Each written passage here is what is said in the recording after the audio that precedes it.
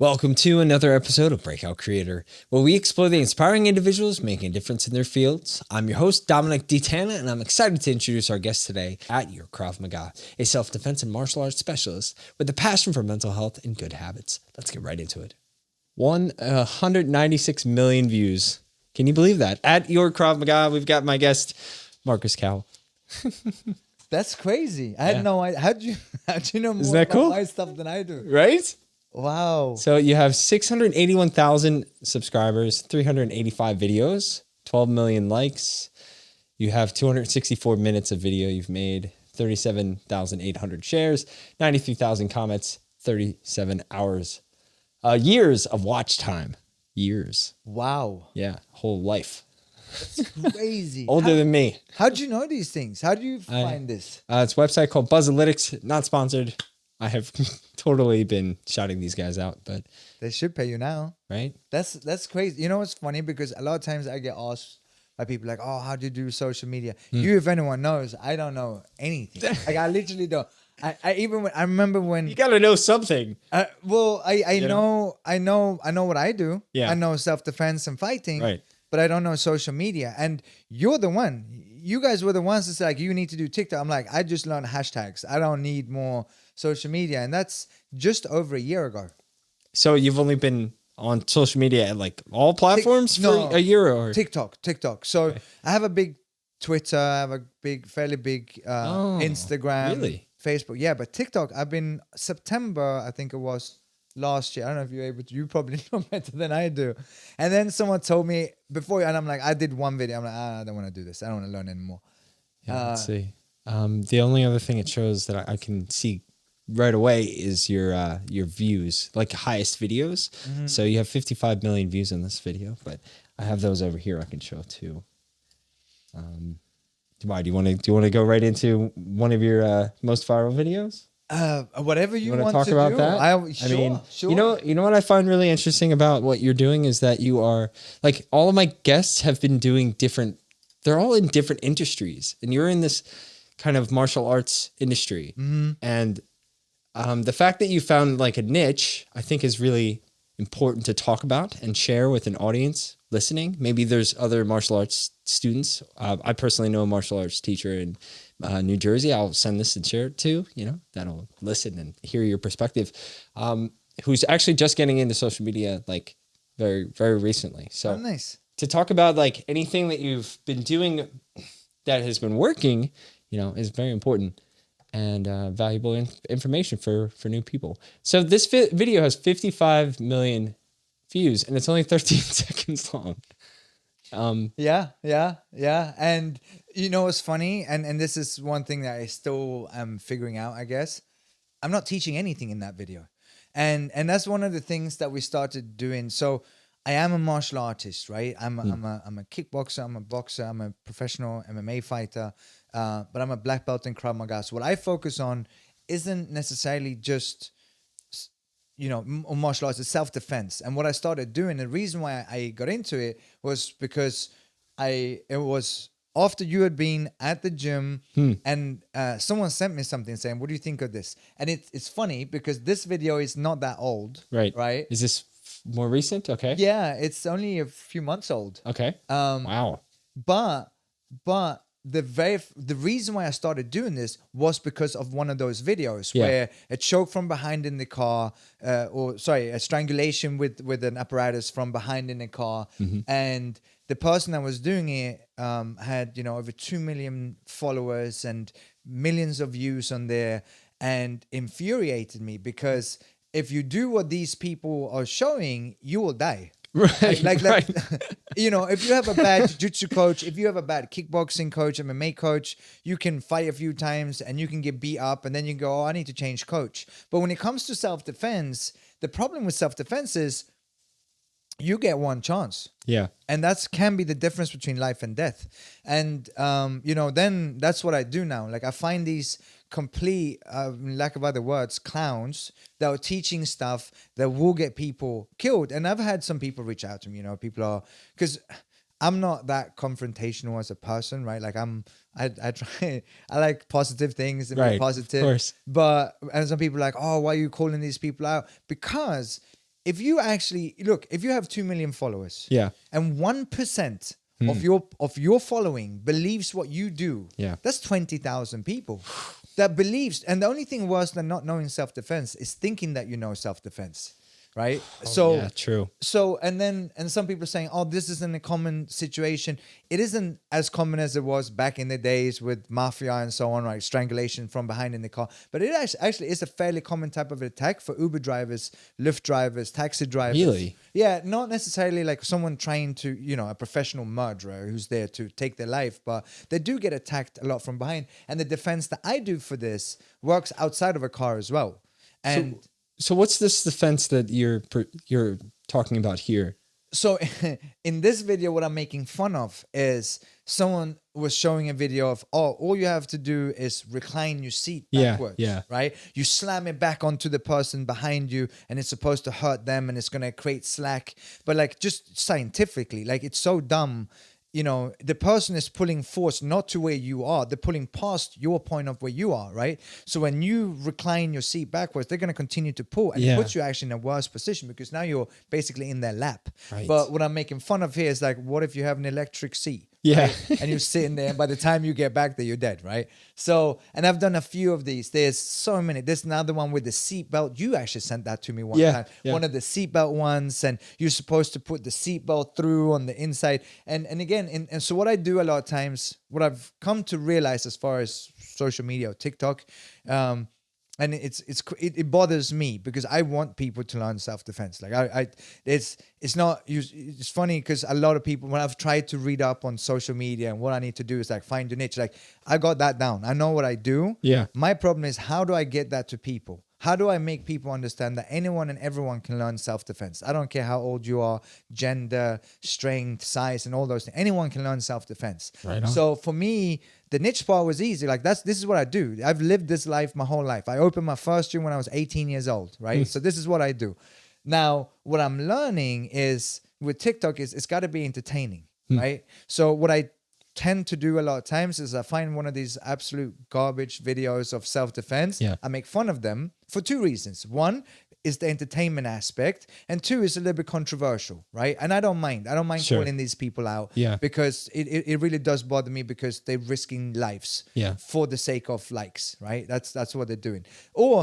And I'm okay. Actually, one of them did this. He posted a video that doesn't work. Let's talk about that one. And what I like is he went, yeah, there are better ways of doing it. And then he changed it. And that's completely fine, right? If you don't know something, and this is funny because I got in an argument with someone on TikTok. I get into a lot of arguments on TikTok, but that's part of what I do on there, right? Okay. And it is to call people out. And what happens a lot of times is traditional martial artists that have been taught this get upset with me and like, oh no, it does work. And I'm like, it doesn't. And I'm happy to prove it to you whenever, however. And that's not me challenging them to fight, but like this, I'm like, let's go. Come to my gym and we can do this. Like everything that I show and teach has been pressure tested, stress tested. Right. Because that's a big part that a lot of times people lack when it comes to self-defense is real life application, right? Most people have not been, that's attempted murder, right? Sure, Very of few course. people have been in that situation. But and I haven't been in that situation, but I'm a professional fighter. So I've been in situations where people have tried to, in mixed martial arts, for example, render me unconscious, right? And truthfully trying to do it. And I've proven that, hey, this works. So everything that I teach has been pressure tested, stress tested, battle tested. Let's talk about your past a little bit. So you said you've been doing martial arts since you were 18. Is that right? I started doing martial arts when I was 15. I actually started with one of these traditional martial arts that unfortunately in today's society has very little application. What do you mean? It doesn't work. You said you started in one? I started in one when I was Okay. 15 in Aikido. Okay. Aikido is probably and here's Interesting.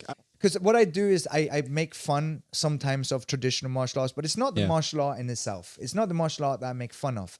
It's application. Because a lot of times people are like, oh, what martial art should I do? And I tell them, what do you want to do? What do you want out of the martial arts? Sure. If you want to become more flexible, if you want to become a great athlete, Taekwondo is great. Sure. You know, great kicks, flexibility, jumping kicks, and so on.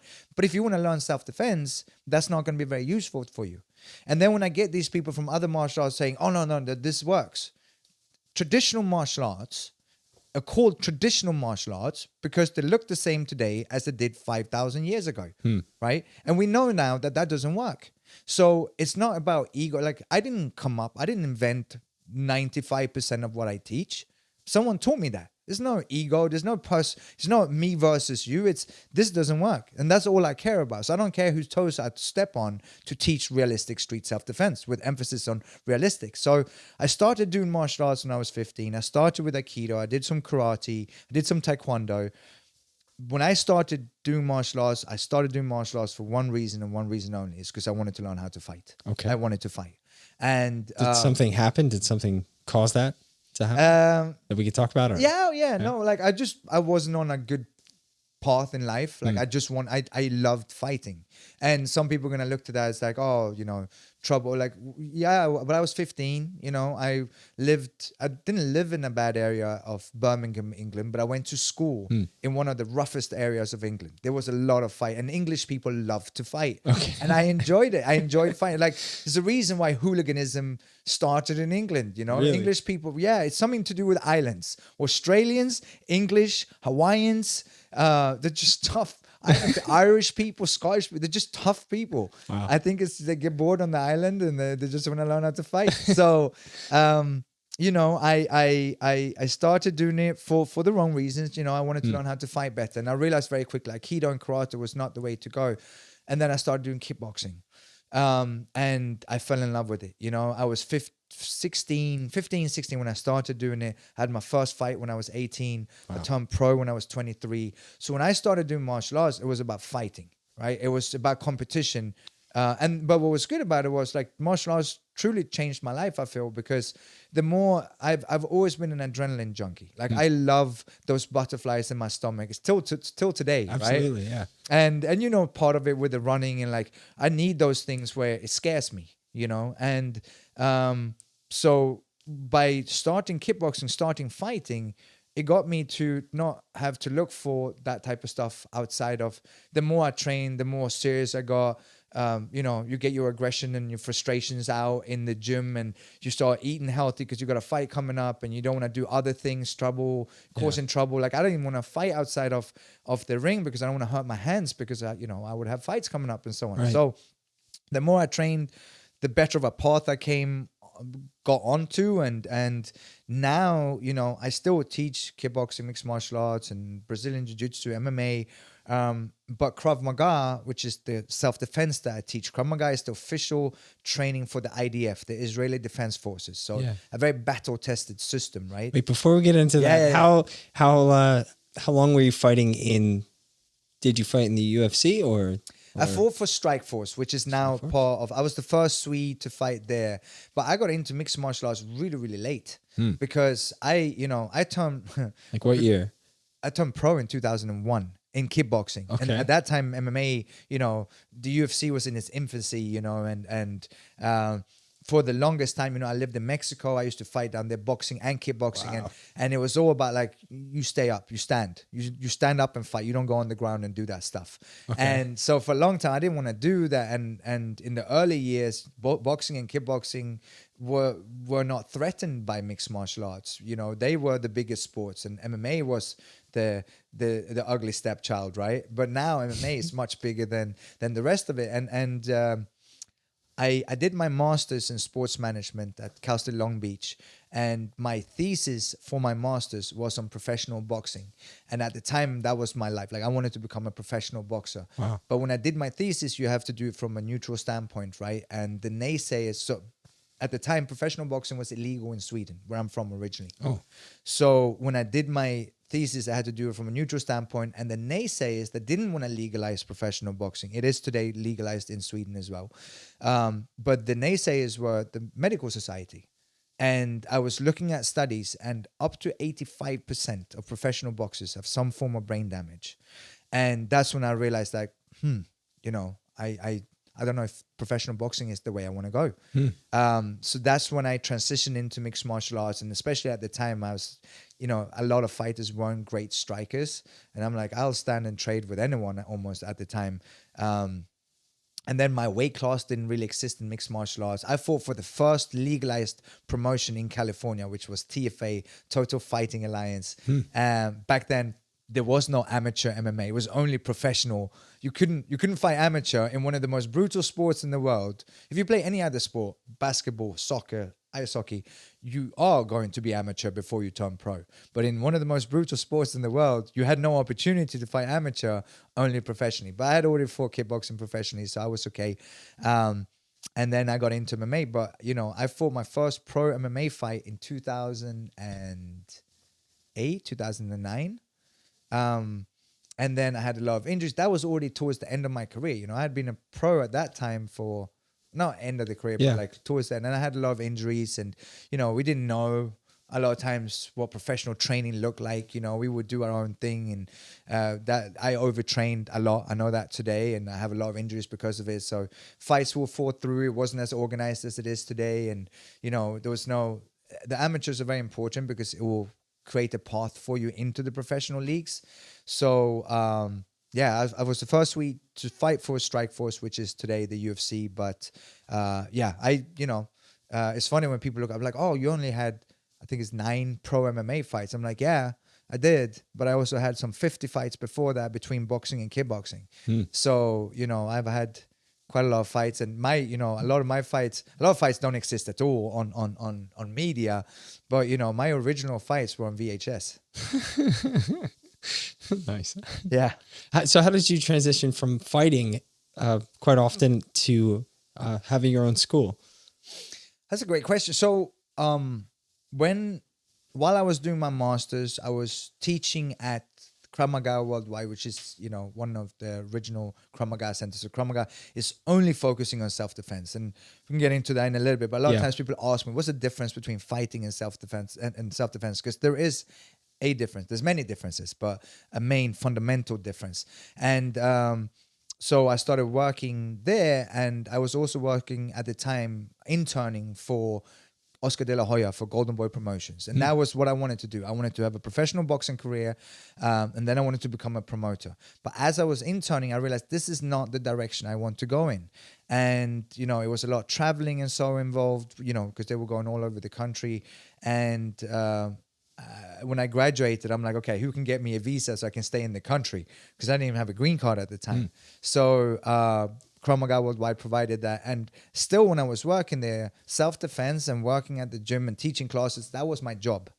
My passion was fighting.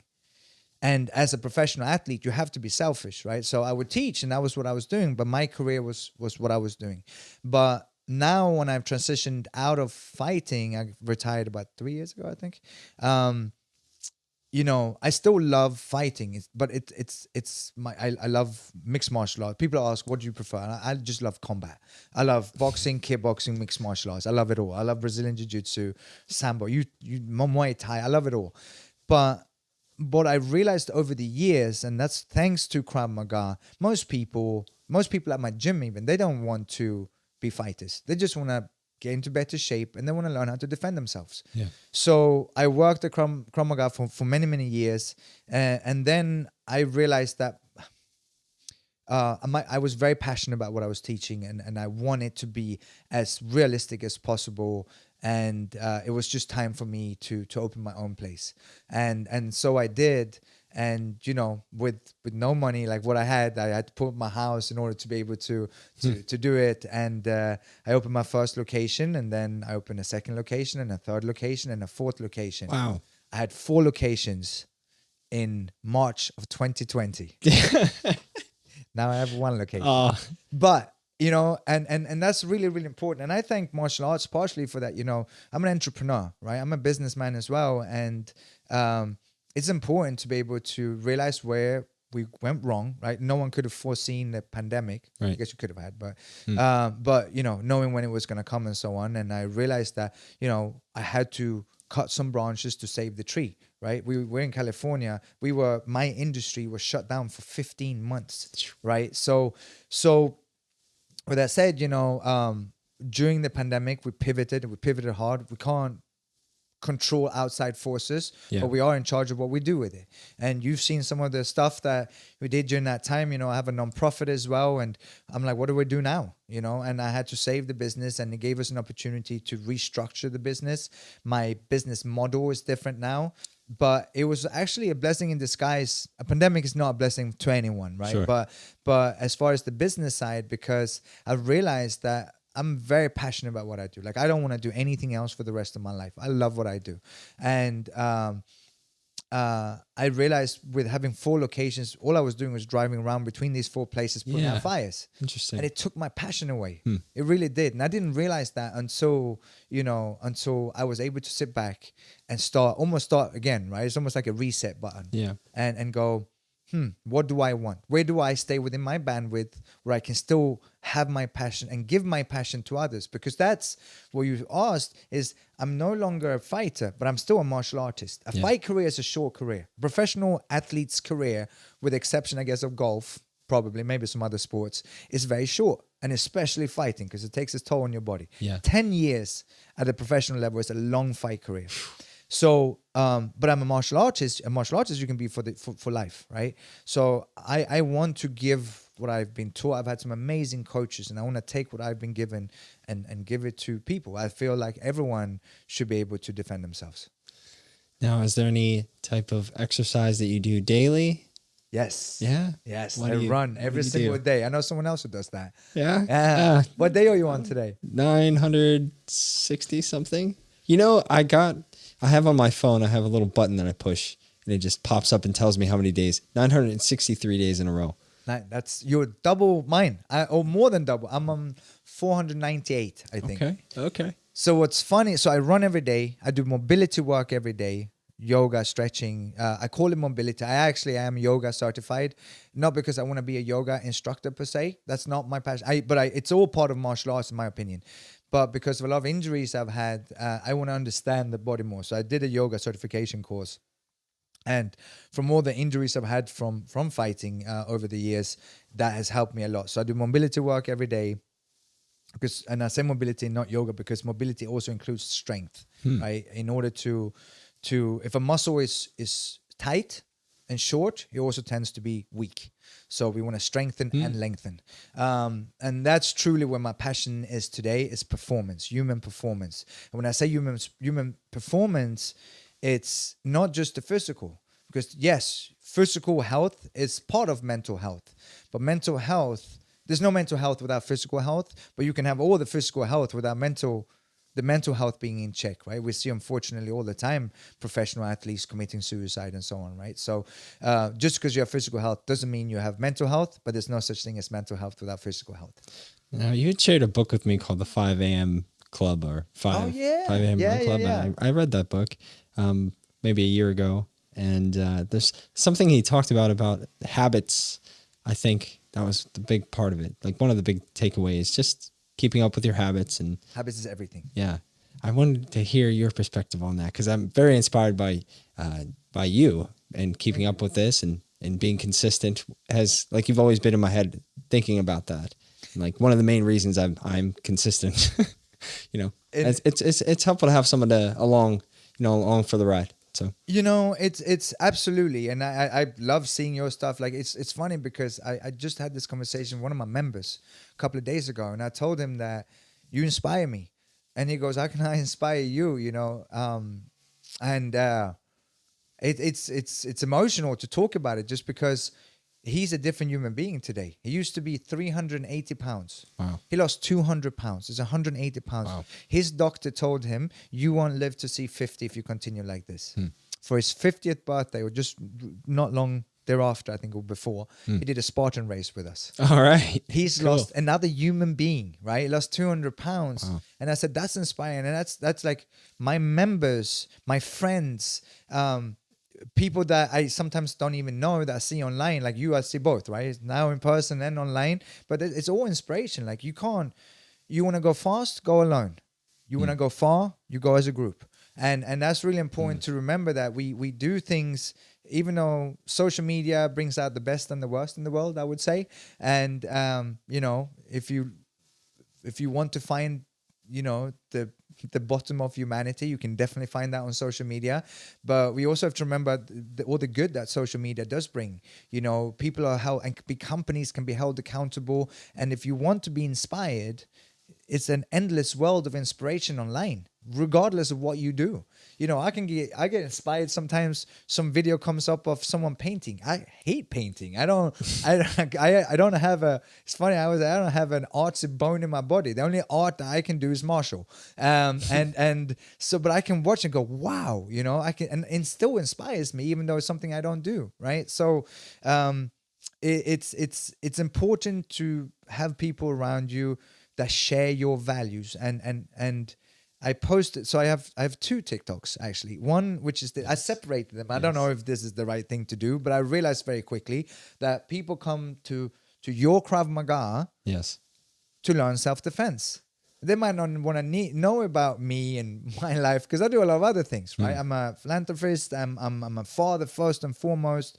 Yes, I'm a martial artist, but I'm also an athlete as far as a health and fitness, advocate of mental health. So I'm an activist. So there's a lot of other things that I do. So I have a separate one. And one thing I said on there not long ago was stop saying that you're not a morning person. Stop saying that, you know, you are not a runner. You are not your habits. You're not in the habit of waking up early in the morning. You're not in the habit of running. But you are not your habits. You might identify as your habits, but that's not who you are. And look at yourself. You've been running now for 3 years. Almost 3 years. Almost or over, I don't know. Yeah. I don't know. Maybe no. May almost 3 years. May 19th. Yeah.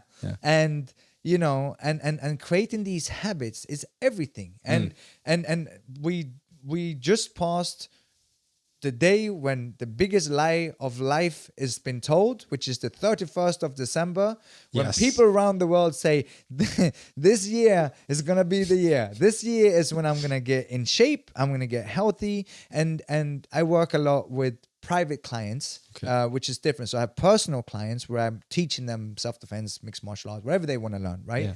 But then, and I don't do that as much now because I have a team of a team of instructors that teach for me, but I have some, and I work with private clients. Private clients are a little bit different because it's more than just that 1 hour that I'm training you. It's really about, and it could be businessmen or businesswomen or anything, right? And the biggest thing is all about that, creating realistic habits. And that's where people go wrong, because they go, okay, I'm going to work out 6 days a week. I'm going to eat healthy, and I'm going to do this, and I'm going to do this, and I'm going to do that. You haven't worked out in 15 years and you're going to work out like a professional athlete. Like, you're setting yourself up for failure, right? So exactly. So start with a realistic goal. I have it tattooed on my arm, you know. What's it say?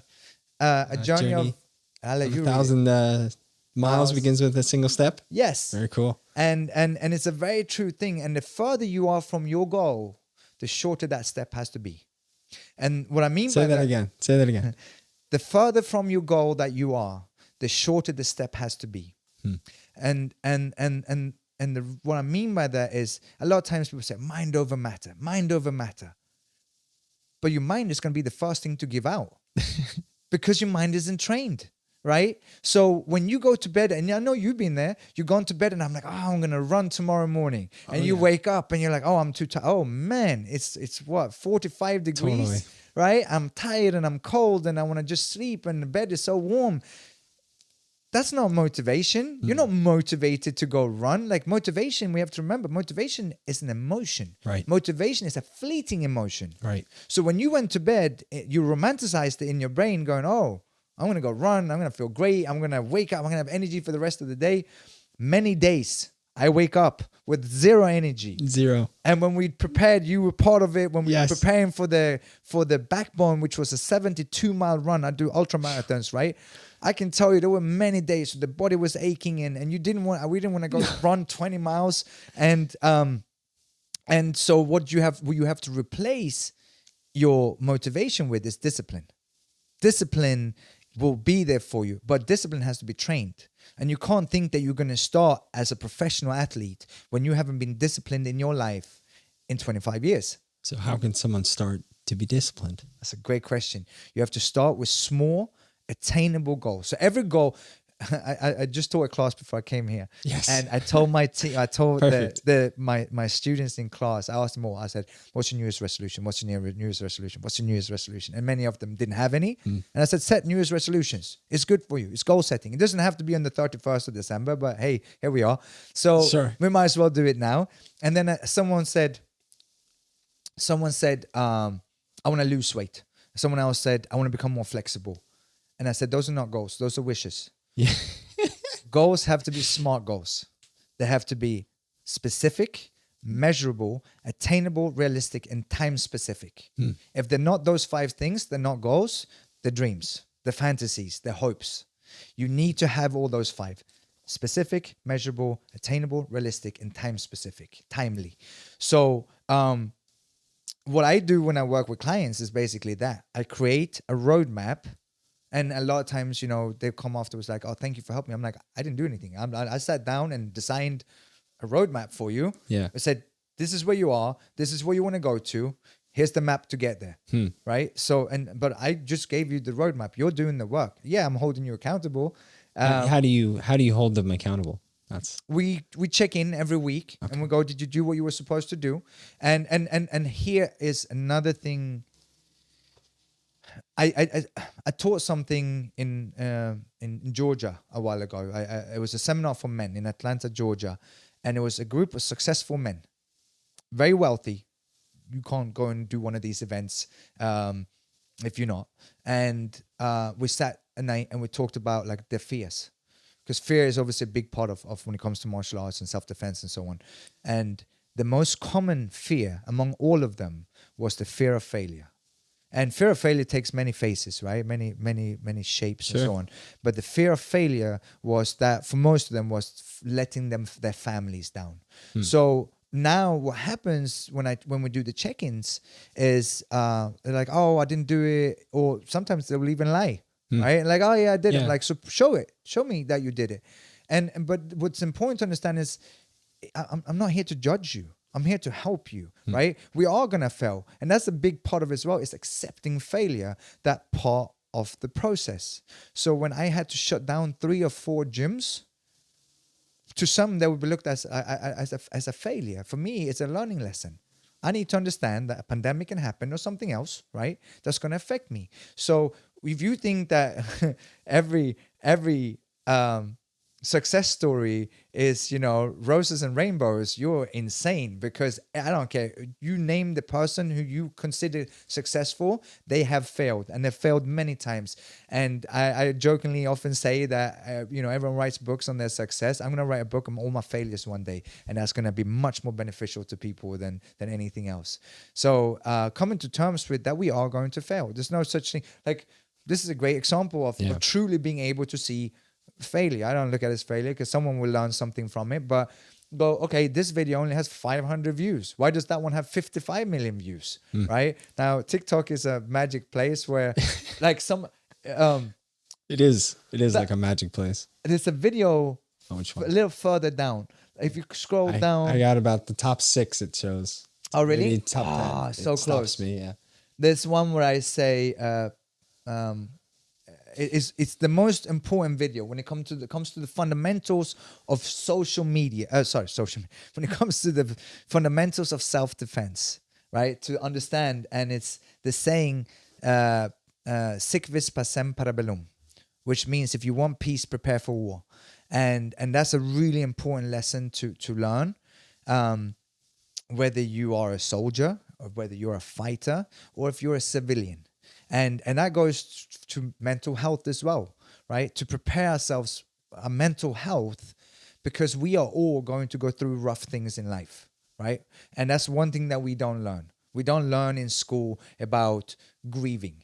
Grieving is something that every human on this planet will at some point experience, whether it's loss of a job, it's grieving, a pet, a family member, a friend, whatever it is, it's grief. And that can change the trajectory of your life. Some people never find their way back to life again when they've been faced with heartbreak, right? And heartbreak takes many faces as well. So we should, you know, I'm a father, again, first and foremost, we should teach our children from a young age what grief means. and especially unfortunately in most cultures, when it comes to men, we have a macho culture. We can't speak about emotions. Yeah. That's terrible, right? So one of the things, I wrote a book. I'm working on a second book, but my first book, I'm talking about it as well, is, you know, especially with the stigma of being a fighter, a lot of times people, you know, think that you're macho and tough.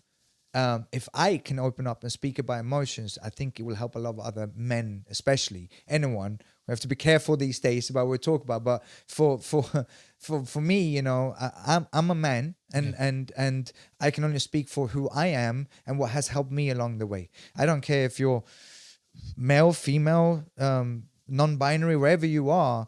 But what I can often relate to is men are usually much worse at speaking about emotions and showing emotions than women are, and I think it's very important that we learn as men to do that.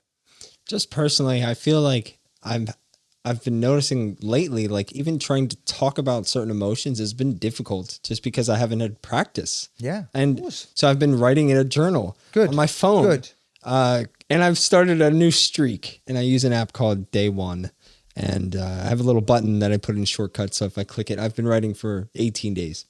That's great. Just recently. That's really, and that's journaling is one of the, and I do it too. I write every single day. And that's how I wrote my first book. I wrote 1,000 words a day for 3 months. Wow. I wrote 90,000 words in 3 months, but that was part of my grief work at the time. And I've stopped for a while, but now I write all the time, consistently every single day. Some days more than others. But it's really, really important because we as humans think on average about 66,000 thoughts a day. 66,000 thoughts. Unfortunately, most of those thoughts for most people are negative. We talk very badly to ourselves about ourselves. And to get those thoughts out of your head and onto paper, it's part of both healing, both getting a different perspective. It's almost like you're coaching yourself, right? And to be able to, for a lot of people that I work with as well, is to get that out of your head. What's in your head? What's bothering you? Because if your mind is not clear, then, you know, Bruce Lee talks about that as well, right? Where it comes to having a clear mind. But that's truly, it doesn't matter. You don't have to be a fighter or a professional athlete to need that, you know. It's, God, look at suicide rates. Look at America as a whole, you know. Our mental and physical health has deteriorated tremendously, and it continues to do so, which is terrible. And the pandemic didn't help, right? It made it worse, much worse. Why? Because we were isolated from other humans. What do you do to a prisoner when they don't behave in prison? Yeah. You take them away from murderers and rapists and you put them by themselves. The worst thing that you can do to a human is isolate them. So if you're alone with your thoughts and those thoughts aren't positive, that's not good. And that's another thing that I do a lot of work with clients is that reprogramming your thought patterns. And it's doable, just like you can train anything else. And where would they start? Where do you start with them doing that? Like my father, for example, my father always told me before I go to bed, if I can't sleep and I've got racing thoughts at all, I should write them down. Yes. That's it. Just get them out. That's exactly it. Yeah. And yes, at night, in the morning, whenever it is, right? It's to create that habit. And in the beginning, it's the same with affirmation. Affirmation is a good way. Like if someone really struggles with self-confidence and depression, anxiety, and so on, affirmations is great. It's huge. And then I just spoke to someone the other day who's been working on this. Who I told to start this, and very tough man, very successful man. You would see him, you know, you're like, wow, what a specimen, right? And when you see his accolades, his accomplishments, but it doesn't matter. It doesn't matter how accomplished he is because he doesn't see it. And it's terrible because he's not. He's a great guy. He's very successful. He, you know, is very disciplined. But again, it doesn't matter if you don't see it yourself. So starting with affirmations, and I had this conversation with him, and he said, I feel like a phony. I feel fake when I say it. I'm like, of course you do. Think about when I say specimen, like he stands out. Like you go into a room, he'd be the first person you notice because he's so big and strong. Sure. And I said, when someone comes into the gym to start working out with you, do you feel like they feel like a phony?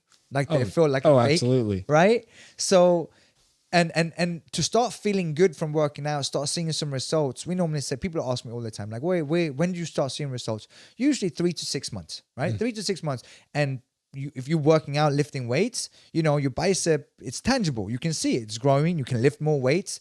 What you do when it comes to the running, your running times and pace now versus when you started. Totally. Not to mention how you look. Feeling right? good too. Feeling great. Good, right? So that's very tangible. Yeah. When it comes to mental health, it's not, right? It's in your head. So if it takes 3 to 6 months to a year, when did you start feeling like, I'm kind of an athlete? How long did that take? Oh man. That's a good question. Like as far as into my running? Yeah, running, and I know you surf as well. Yeah. I start seeing the difference in the body. When I started, I think about 3 or 4 months in, I had lost already like 15 pounds or something. Very tangible, right? It was very 3 to tangible. 4 months. Mental health, which is not tangible, which has been inside of your head most of your life, if not all of your life, as long as you can remember. And a lot of times, unfortunately, you know, people have had perhaps parents or experiences in life which have been very negative. So, you know, not only do you have to tell yourself that, you have to get whoever's voice is in your head saying that you're a piece of shit out of your head, right? Or whatever experiences made you feel like you're not worthy. So if we talk about 3 to 4 months to get physically starting to see results, I'm not of daily action, by the way, 5 miles a day, every day, didn't miss a day, you know. Yeah, exactly, right. Daily. And it's going to be the same with affirmations, where it's like, it's probably going to take you a good year to 2 years before you start believing what you're saying. Up until then, you're going to feel like a phony. You're going to feel like a liar. You're telling like, and it's called the imposter syndrome.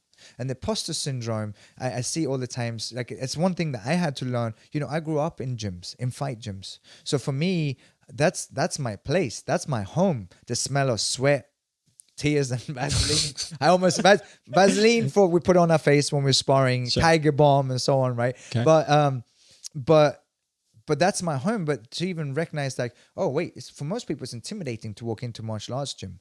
But that's not even the worst part, like the intimidating part of potentially risking getting hurt or worried about being hurt, because that's what it is. You're not going to get hurt in a martial art class in several months, at least, like if ever, right? But you're not even going to run the risk of an injury because you're hitting pads or a bag or whatever. So, but most people come in and they're so intimidated because they're so self-conscious. They're like, oh, and you know, everyone's watching me. I'm the worst one in the room. And I have to tell people, no one's watching you. No one's watching you because they're watching themselves. They're so focused on what they're doing themselves. No one has time to watch you. And not because they don't like you, but they're so focused on trying to learn themselves. So, and if they watch you, like I can have someone, I've been doing this my whole life. I see someone, you know, coming in the first time. Yeah, they're not good because they haven't done it, but they're going to get good if they keep doing it. And we have all at some point stepped on those mats for the first time. That's it, right? So if that's something that imposter syndrome is in every aspect of life. If you're an entrepreneur, you're going to feel like, what am I doing? I don't know what I'm doing. I'm faking it, right? People don't trust me. I'm a phony, da, da, da. But when it comes to you, your being, it's even more important that you understand that, hey, this is going to take time. It's probably not going to, and at some point, it's going to be a little glimpse. It's going to be a little sunlight, the sun ray that goes through, that goes, maybe I'm not that much of a piece of shit. And then boom, it's gone again. And then it takes another 4 months until you feel it again. But it's gonna come. Do you think sleep is important in this thing we're talking about? Absolutely. Yeah. And that's not just my opinion anymore. It's been scientifically proven at this point. You know, in the last 10 years, 15 years maybe, we can finally start to prove scientifically a lot of the things that were ideas, thoughts. And I can tell you, I was in the military, you know, I was with the special forces, and for a very long time, I was all about, you know, 4 or 5 hours of sleep. You can sleep when you're dead, you know. Wow. No, I didn't know that. Yeah. I was with the Rangers in Sweden with the special forces over there. And we were all, you know, that was what it was, you know. You sleep 4 or 5 hours and that's it, you know. If you don't need more. But that's not true. And I can't remember his name. He's a Welsh guy, doctor. He's known as the sleep doctor. He was on Joe Rogan. And he wrote a book. It's great. But it was one thing that he said that really made it click for me. He said, we as humans have been able to, evolve in every aspect of life, transportation, communication, all of these things, right? Evolution wise, if we didn't need sleep, because during sleep is when we're most vulnerable, right? If we didn't need sleep, evolution would have figured out a way to get rid of 8 hours of sleep. Yeah. It's a long time. It's a long time. So, and through coffee and energy drinks and 5 hours of this and 4 hours of that, like it doesn't work. And so I need a little bit less sleep than the average person. And there are some people, some people need a little bit more. My wife's one of those. And some people need a little bit less, right? I need about 6 to 7 hours and I'm good, right? Every once in a while I need to catch up, but that's usually good. So sleep is very, very important for physical and mental health. Huge.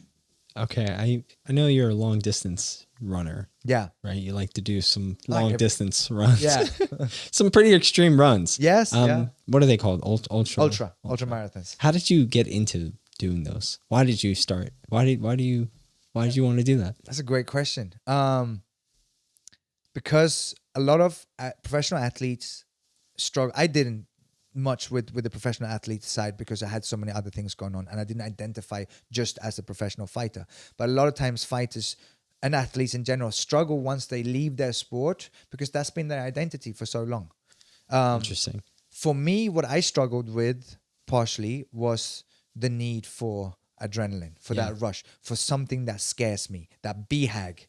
We should all have a BHAG. You said the right word. It scares you. Yes. Sure. It scared me. It's big, hairy, audacious goals, BHAGs. Those are important to have. And I try to have one every single year, right? We should do something that puts us outside of our comfort zone every single day if we can. But we should have a huge one that's really scary every year. And I had stopped fighting. My brother called me and he goes, "Hey, do you want to run the Grand Canyon with me?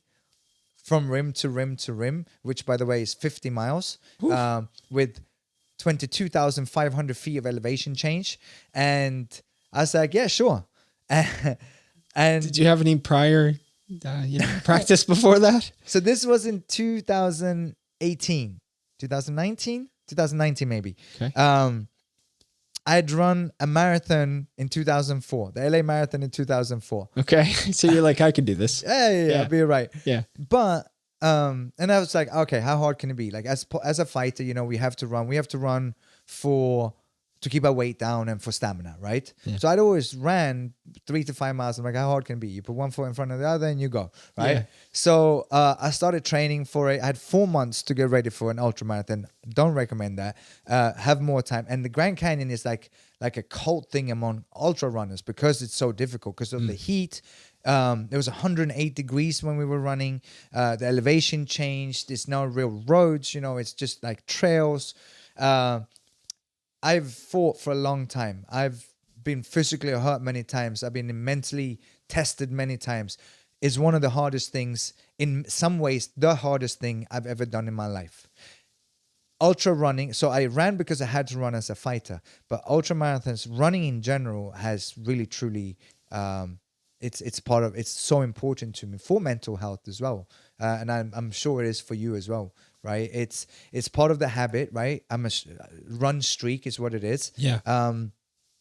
And unless I'm on day 498, I was on day 252 when I broke. You were there when I broke my foot, and I had a marathon I was supposed to run the next day, and I ran the marathon on a broken foot. Yeah. And then I had to stop, right, because it was broken. I was in a boot for 6 weeks. Going for a ping pong hit over a table at a friend's house. It's so crazy because when I first met you, it was the first day. First time, and playing ping pong of all sport. Everyone's like, "Oh, how did you break your foot? Kicking someone?" I'm like, "Nope, played ping pong." Stay away from those dangerous sports.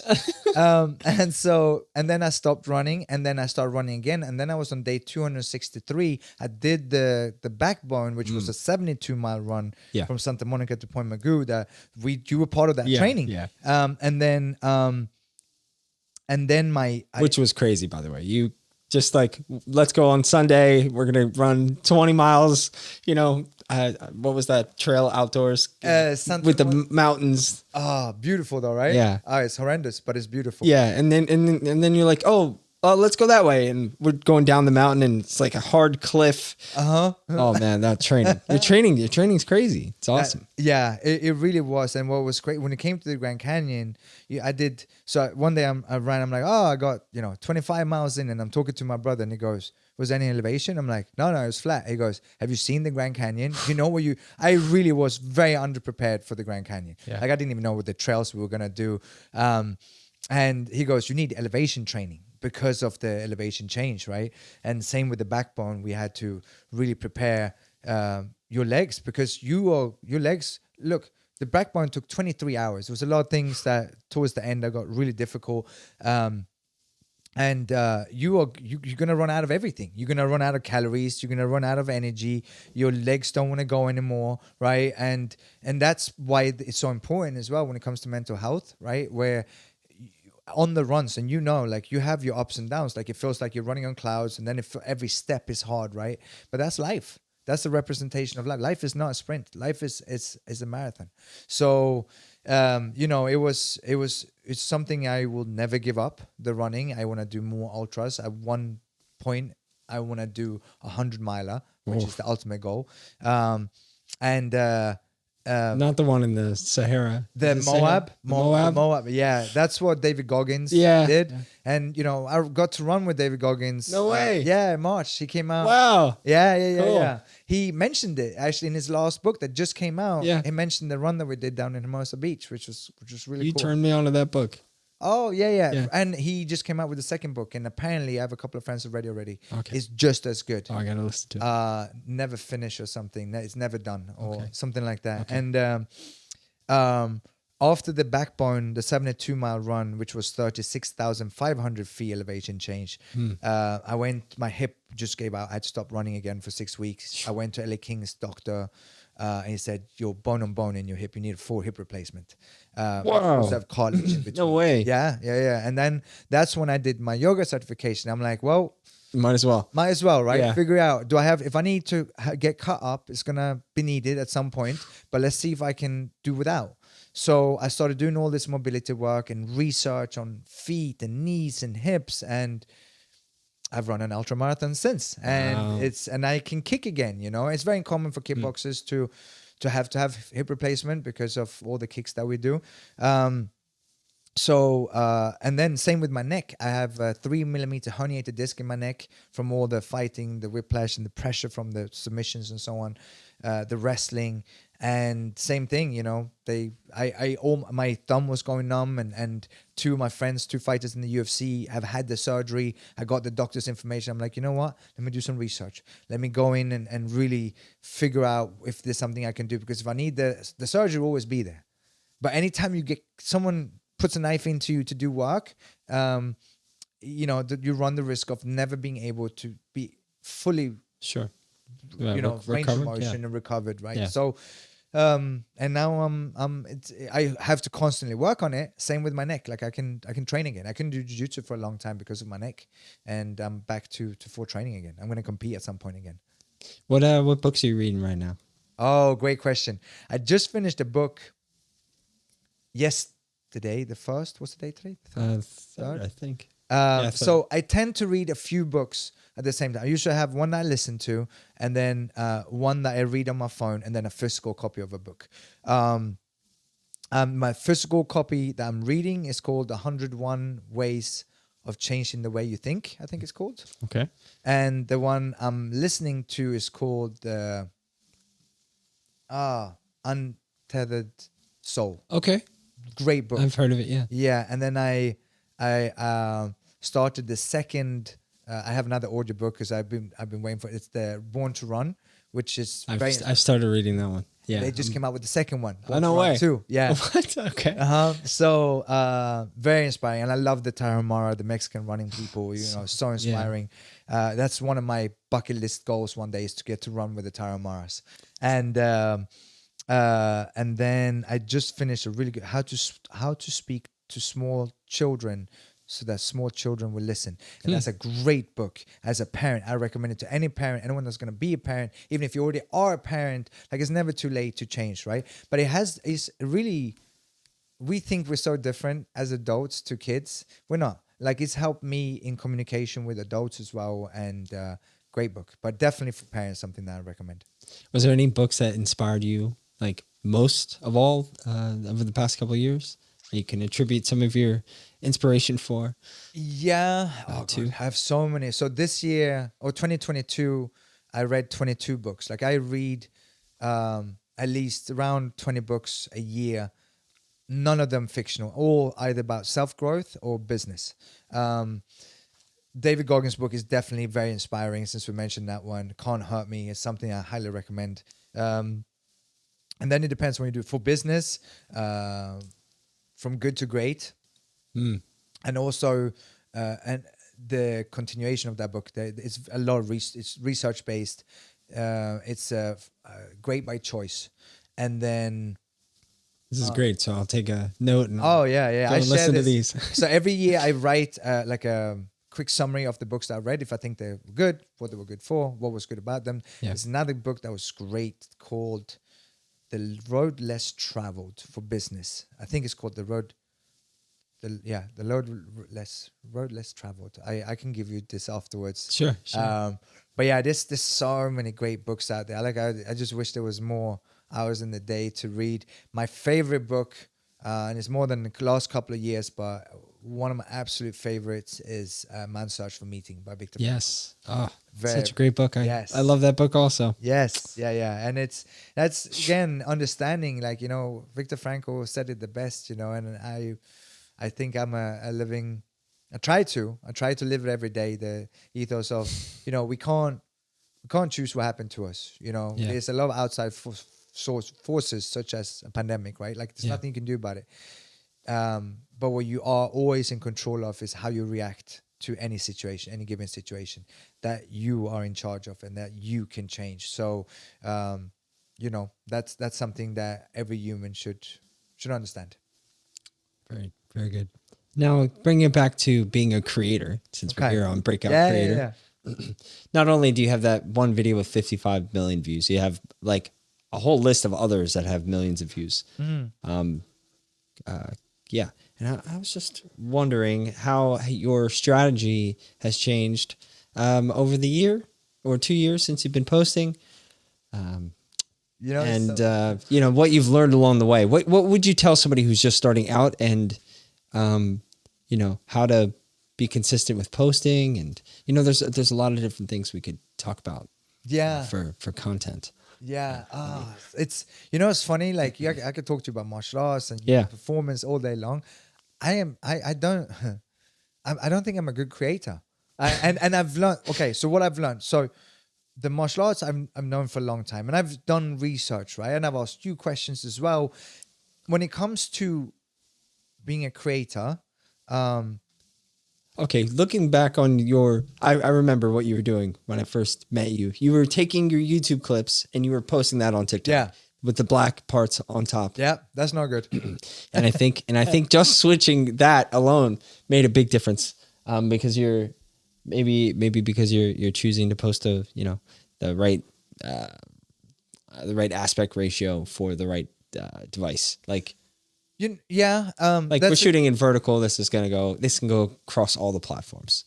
Oh, okay. You know what I mean? I didn't know that. Yeah. Oh, okay. So a lot of times I actually one thing I had to learn is,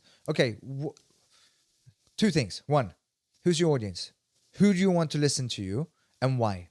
And not just like, anyone, right? I had to do the same thing as I do in business. Who's my target market, right? And once I started understanding that, but I'm like I said, I'm not an artsy person. I'm not a creative person, right?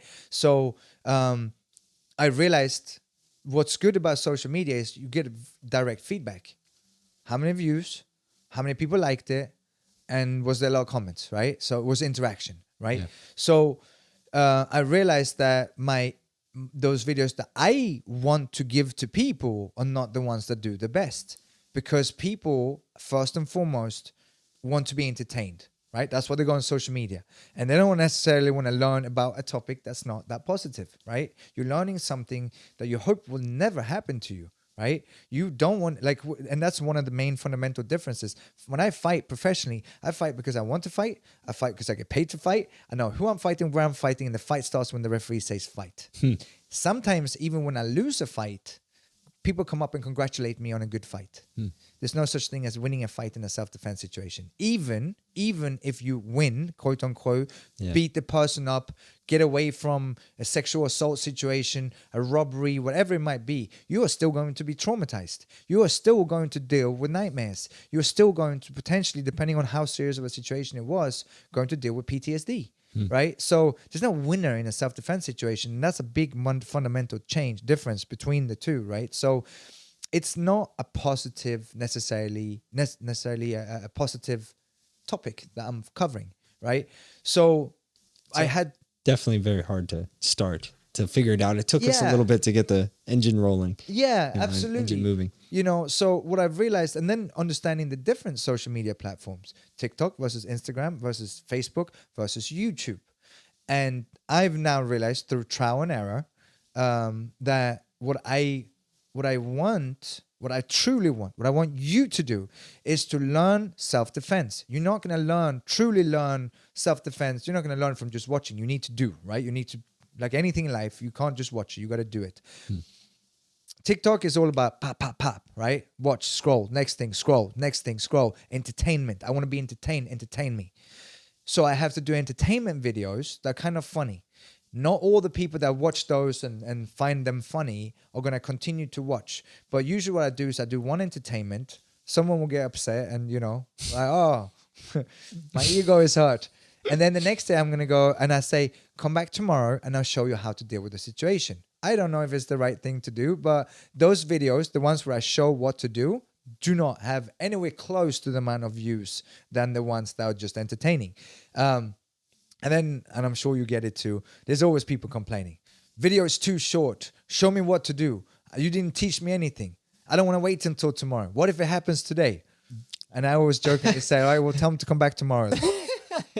And then when I do the long videos of like, hey, this is what you do, people are like, oh, get to the point already. Yeah. I'm like, this is important. Yeah. Details make a difference when it comes to self-defense. So kind of what I want to do is like build the trust and hope that a percentage of the people that watch the entertaining one gets to watch the teaching one. And then some of them, TikTok is fairly, I've been in TikTok jail many times for long periods of time. Like, what do you mean TikTok jail? Where I don't get to post. Sorry. Where I don't get to post. Yeah. They banned me from posting. Oh no. Some of them were like crazy. Like some of them, I'm sorry, TikTok, you got to work on this. But like I took someone else's video, made fun of it. Yeah. And then showed what actually to do. Yep. And that video is up, but I got penalized. Quite common. I have no idea what's going on there. So that's one. And then there was a couple of other things like they were just too violent, right? And I get that. And YouTube is not as big on that. So then I can show that, or I can talk about that situation on YouTube, and I can do longer videos. So people, I feel like a lot of times when people want to learn, they go to YouTube more. Whereas TikTok is the entertainment. And don't get me wrong, you can absolutely learn on TikTok as well. And that's why I do both, right? I do the entertainment, and then I do some length, and then I do longer videos on YouTube. And that's grown actually this year. What's your following on all the different channels? So YouTube, so every year I set goals, right? In different areas of life, family, finance, business, so on. And I just went over it on the 31st of December. I went over it with my wife and I set new goals. And my goal for 2022 for TikTok was 1 million followers. Okay. And I went from 400,000 to 680. My TikTok was 100,000 followers. At the time I had 400. My goals weren't realistic. If you think about it, so I'm at 42,000 on YouTube. So and again, like what I talked about with my clients often do, I did it to myself, and I do this a lot of times. I set myself up for failure, right? I didn't hit 100,000. I hit 40% of my goal, 40,000 of the 100,000. But 100x'd it. I went from 200x'd. I went from 200 followers to 40,000. Wow, that's good. I shouldn't complain. I set an unrealistic goal. What type of content are you posting on the YouTube? Are you posting long form content? Long form, yes, where I talk about situations, where I often take you know, CCTV, and a lot of them are much more brutal, like Wow. attempted kidnappings, you know, and because I want people to learn. I get it. Like, we don't want to go there in our mind, like, but we have to, because we can't live naive. And I also don't want people to walk around being paranoid. But the truth is, if you want peace, prepare for war. It's better to be a god. It's better to be a warrior in a garden than a gardener at war, right? And we know from statistics, like, not my opinion, that people get attacked all the time. Right now, crime rates are through the roof. Anytime the economy goes down, crime rates go up. 1 in 4 American women will at some point be sexually attacked. Doesn't mean a complete rape, but a sexual assault will at some point happen. We know that the amount of people that are killed every single year in robberies, in murders, and so on. And that, again, a lot of the numbers are in the dark, especially when it comes to sexual assault. Unfortunately, people don't speak about it. They feel shame. They shouldn't, but they do, and they don't bring it up, right? Especially when it's within the family and so on, right? So it's important to me to be able to, my goal has been for many, many years to give self-defense to the world, right? I couldn't do that for a long time. I could only give it to my community, people that lived within a 5, 10, 15-mile radius of where I was. I can go do seminars and so on, right? But not the same. Now I can do that. So I created an online course with self-defense for those that don't have gyms that are close to them or can't afford a gym membership. It's cheap. It's $20 a month. And that was way before TikTok, right? And the rest. So I created it, but TikTok and social media has been a great way of then taking people from TikTok potentially or YouTube to go, okay, you know, you have to build trust. Whoever you are, if you're a creator, you need to build trust with your followers. Where, you know, again, you know, I promise my followers that I will provide you with the best self-defense that I possibly can. And that's really important. When I call people out, like, it's nothing personal. Like, if you want to stand by your point and keep trying to drill that home, like, yeah, I'm going to call you out on it. It doesn't work. But it's not like, again, I didn't create most of what I teach. You didn't create most of what you teach. It's not about you. It's not about me. It's about the technique. It doesn't work, right? It's that simple. You got to be that. When it comes to self-defense, either works or it doesn't. And then you have variations of things, right? And I tell people all the time, like, look, there's many people I don't call out on social media because it's not the way I do it, but it still could work. The ones I call out are the clowns. The ones I call out are the ones teaching stuff repeatedly. That's not going to work. Or people with big followings that are teaching things. You know, I saw one girl who's like, if someone is choking you, just first and foremost, don't panic. I'm like, are you insane? You're dying. Wow. You don't think you're going to... I don't care who you are. Like, I'm a professional. I've been doing this my whole life. I'm going to panic for a split second.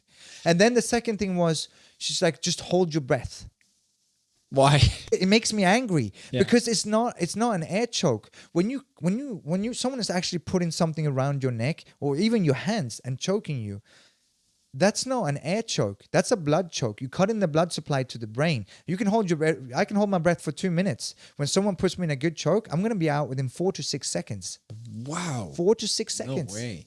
Is that fast? Yeah. If you know how to do it, because you cut in the blood supply to the brain. And again, I have people arguing with me also, that's not how fast it is. And I invite them, come in and I'll show it to you. And it's not, again, I'm not trying to fight. I'm done. I've fought my whole life. I'm done fighting. I just want to prove to you that everything that I teach, and that's when it comes to self-defense, it has to work for anyone, anytime, anywhere. That doesn't mean it's going to work for everyone, every time, everywhere, but it has to work. So it can't be dependent on strength, because you are going to be attacked most likely by someone who's bigger and stronger than you. But the biggest part that most of these things lack is understanding how the human brain reacts under stress.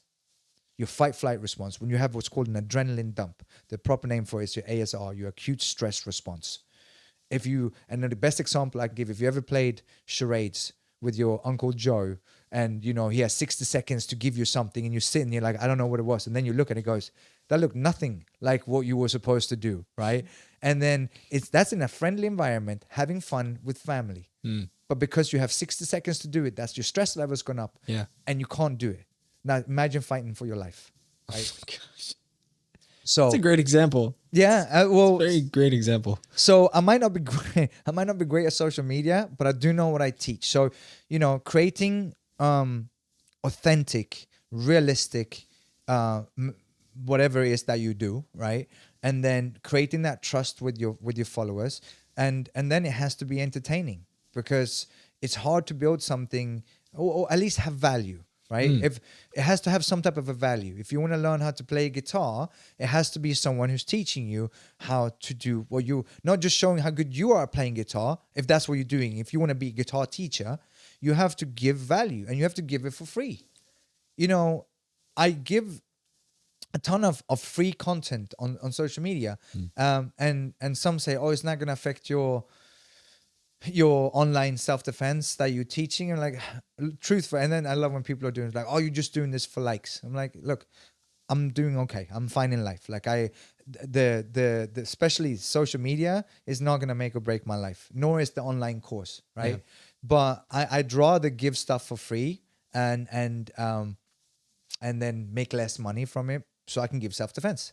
But I've also realized the more I give, the more I get in return. So it is important. And it's also important to understand that, if you truly want to learn something, like, it's not enough to watch 15 seconds of a YouTube video, like or a TikTok video. Like, it has to, you have to get into some depth. And where people can see more depth, they can go to your YouTube channel. Yeah, YouTube, Your Krav Maga, TikTok, Your Krav Maga. My Instagram is my Kowal, MACKOWAL. There's more about, like, again, I feel like I'm many different things. That's why I separated my other TikTok first versus Your Krav Maga.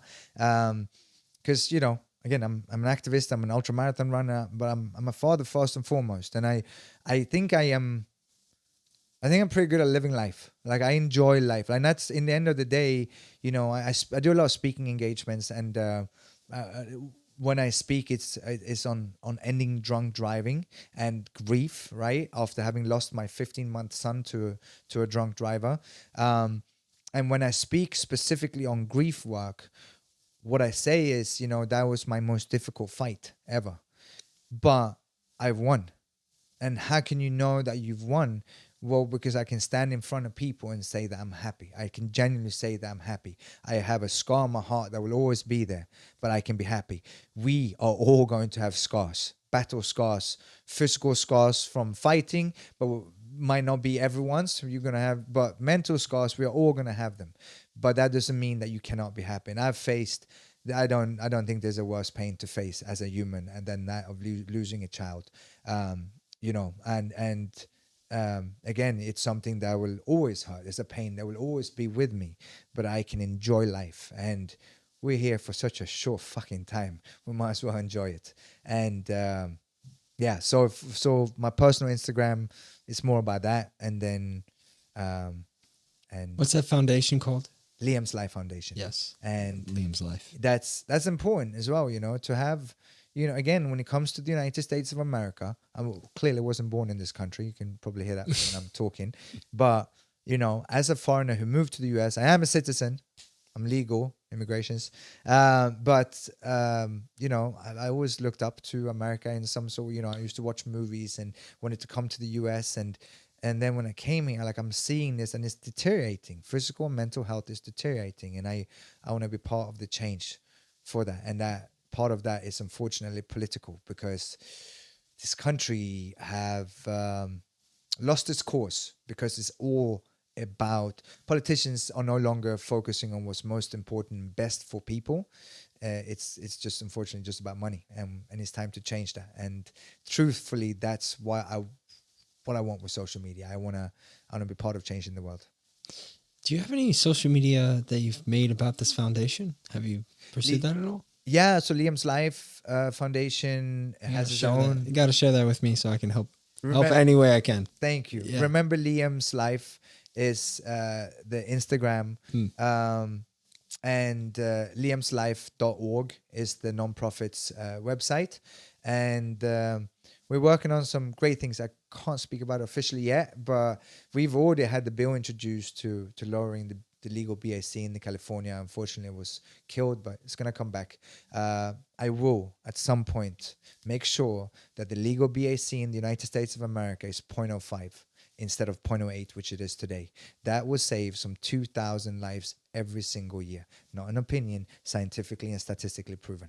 0.05 or 0.0? No, 0.05, yeah. 0.05. So 0.05 BAC, blood alcohol content, which today is 0.08 in the United States. No country. Is that 2 drinks instead of 3? Or what is that?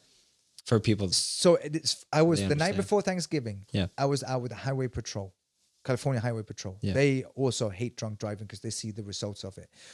I asked the officers there, and I do train a lot of law enforcement, and I always speak to them at the end about this. And I ask law enforcement officers, what's the legal BAC? They all know it, 0.08. And I ask them next, how many drinks is that? How many drinks do you think 0.08 is? I've no idea. I haven't been drinking for a long time. Great. 4 to 5 drinks for an average male of That's 170 pounds. not what I would have said. I would have thought 3. 4 to 5 drinks. At 0.08, you're drunk. Yeah. And okay. you're drunk, and that's that the term legally drunk exists, and it shouldn't, especially in today's day and age. Like if you ever did, you didn't, but today with all Lyft, all the ride sharing apps and so on, Lyft, Uber, taxis, you have zero excuses to why you should have the right. If you're gonna have one drink, don't get behind the wheel. Right. And people say, oh, you're against alcohol. I'm not against alcohol. I know the effects of alcohol, and when it comes to crime rates as well, domestic violence, fights at bars and nightclubs. It's a reason why it happens late at night. It's because people have been drinking. But that's not my fight. And if people can have fun with alcohol, and if you decide you want to drink yourself to death, that's sad, but that's your decision to make. But as soon as you get behind the wheel and your decision is affecting innocent humans, it's no longer your decision to make. And so today, the legal BAC is 0.08 in the United States. At one point, mark my words, it's going to take some time. The legal BAC is going to be 0.05 or lower. Love it. Love it. Now, it's 2023 now. What plans do you have, just to wrap up the podcast? What plans do you have for this year that you can share? Well, I'm going to hit 1 million followers, hopefully, on TikTok. I think I know now, like, I've got the equation down of what's needed, the formula for it. I do want to hit 100,000 on YouTube. I want to get the view hours, because the reason we went from 200 followers on YouTube to 42,000 in 6 months is because we took the TikTok videos and put them as shorts on YouTube. Yeah. But we don't. I have one video on there that has 72 million views on No YouTube. way. Yeah, same video. No way. Same video. Yeah, but it's only 15 seconds long. Wow. So he doesn't get a lot of, I Yeah. have like 500 hours, and to be able to start receiving, I don't even know what it's called. Is it royalty? Income, Monetization. whatever. Yeah. Monetization Yeah. for YouTube, you need 1,000 watch hours. And so I want to hit that. 1,000 watch hours is the most important. Are you on Facebook? I am on Facebook. Okay. Do you have a Facebook page? I do. And Like I need for your Krav Maga, like a Facebook, No, like a dedicated Facebook page. ish. I should be better with that, huh? That's the thing. Yeah. Yeah. I also, one thing that my goal is for this year is to really start having like a once a week where people can live basically on TikTok. And I don't know where it's going to be, if it's going to be on TikTok or YouTube or Sure. both. Or maybe everywhere. Yeah. At the same time. Yeah. Can There's. you do that? Yeah, you can. There's a platform called Restream that allows you to do that. There's platforms like StreamYard Wow. that will help you put it more than one place at once. Yeah. I need to speak to you more about these things. Yeah, that's what I'm here for. Yeah, you are, and thank you for you've helped me out a lot. So, other goals. Any personal goals? I have How fun. how many miles you want to run, or So any big runs coming up? So I got to do one. I don't have my BHAG yet for this year. My big, hairy, audacious goal. I don't have that, but it's gonna be one of those. So it's gonna be some type of a run or other painful thing. We have to do painful things, humans. We are the weakest generation, And I don't say that because of anything like, oh, in a bad. We are the weakest generation. Why? Because we have it the easiest. We have cars. We have, if you go to the doctor, you can get pills where it doesn't hurt, right? And because of that, because we don't have to face pain, which is amazing, that we live in a world where most of us don't have to face as much pain as we used to. We have to create our own pain in a controlled and positive environment, and running is one of those pains, right? So it's really, really important for mental health. Like, you cannot grow mentally staying within your comfort zone. You have to step out of your comfort zone. And I'm gonna have one of those BHAGs, and then I have 18 goals. I have 6 categories, 3 goals in 6 categories. Oh, I want to dive into that, please. Just real quick. Just if you can. Yeah. So, you want to grab your phone? I'll cut it. Book that I finished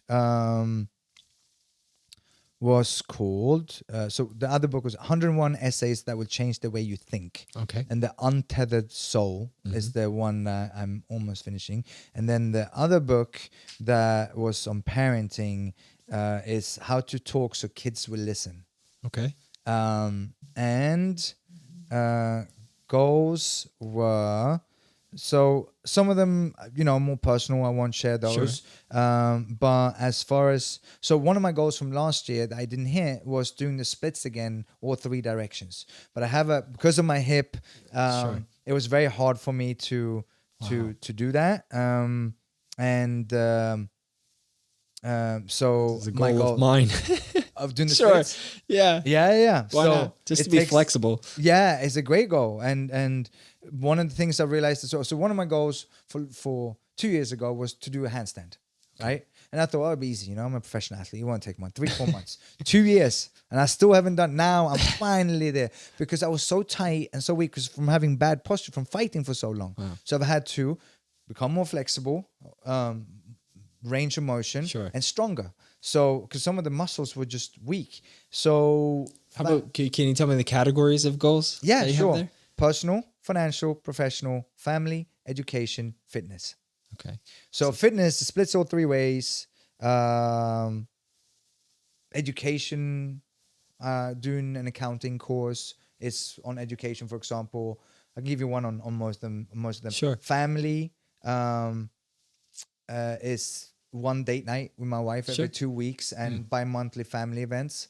Because, again, I'm a father first and foremost, and we work together, me and my wife, at Systems, and it's very important when we do everything together. We work together, we have the kids together, that we focus on each other, right? So date nights. And then I do a lot of real estate stuff as well. So finishing up a project right now and doing another one next year. And then...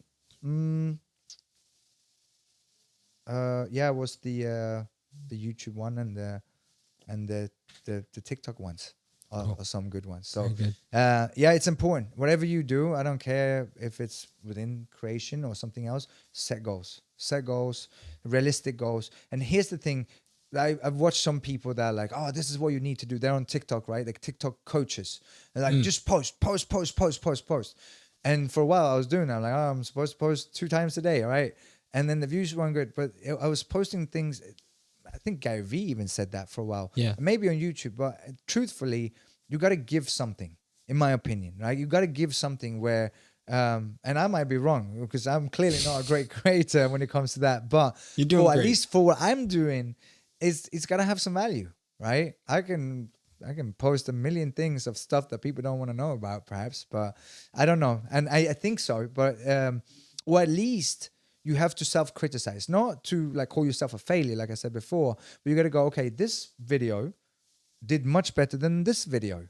And then like some of the videos I did went viral, right? And going viral isn't necessarily a great thing because now you get a lot of people to see your video, but they're not really interested in your niche. So, and then you feel like you constantly want to be or at least get close to those numbers. That's not much important. It's to build a loyal and following of people that truly want to learn what you have to give them. And it doesn't matter what the topic is. If you want to talk about mental health, for example, if you've been a victim of something, the most important thing is be authentic certainly don't listen to, or I did a speech not long ago for high school on social media and mental health. Right before I went up on stage, I just posted the video of me and my son sparring for the first time. And I watched this video. Sorry, I see this comment right before I go up on stage. And it's this woman saying, how can you have your son's hair look like that? He's got dreadlocks. Why, if you did that to an animal, that we would call, someone would call animal services. Do you not wash his hair? And like that first initial feeling, right? Like when it comes to your Krav Maga stuff, I don't care about that, right? Like, you can have your opinion. I know what I'm teaching.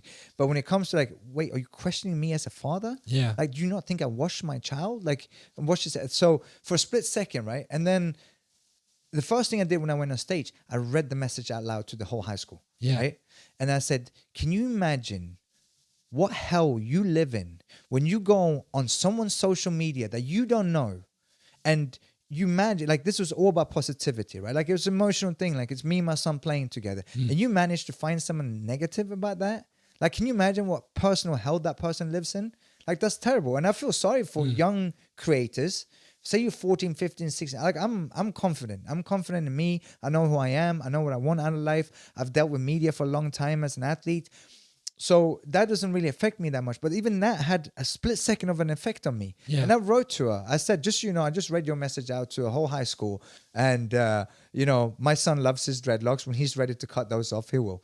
But if you're 14, 15 years old and you want to be creative and you start posting things like, and you don't really know who you are and you might not be that confident, like, as soon as those comments come up, just block. Like, you don't need that. I think that's good advice. That's actually great advice. Starting out, especially.